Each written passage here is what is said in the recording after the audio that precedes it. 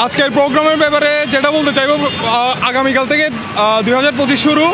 এটা বলতে পারেন আমাদের 31st সেলিব্রেশন। হাসিনার ছবিতে জুতা মেরে, এরকম একটা ফ্যাসিস্টের ছবিতে জুতা মেরে আমাদের নতুন বছর আমরা শুরু করতে যাচ্ছি।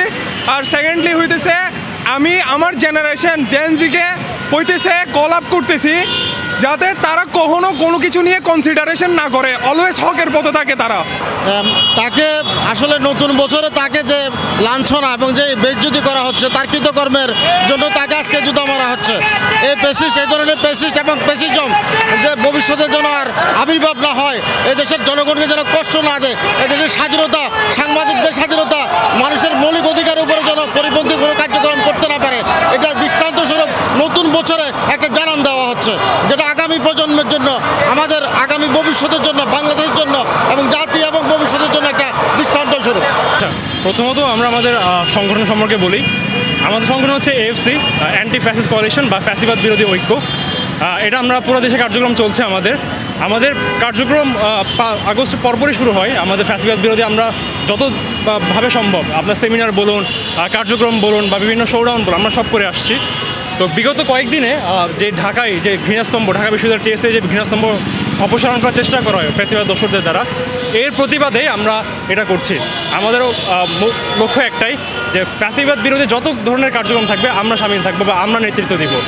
আমরা যে অ্যান্টি ফ্যাসিস্ট কোয়ালিশন বা এএফসি, আমরা এরপরে আমাদের জুলাই বিপ্লবের গণহত্যার বিচার, হাসিনা বা মুজিব যে ফ্যাসিবাদ মানে সৃষ্টি করেছিল তার সব আলামত বা তারা কেমনে ফ্যাসিবাদ করেছে বা মিডিয়াকেও ব্যবহার করেছে বা তারা আমলাদেরকে ব্যবহার করেছে, এই সব কিছু আমরা জনগণের তুলে ধরবো।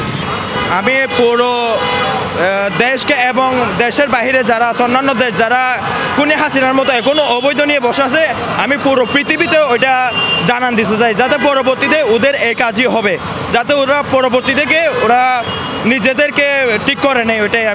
ওটা আশাবাদী।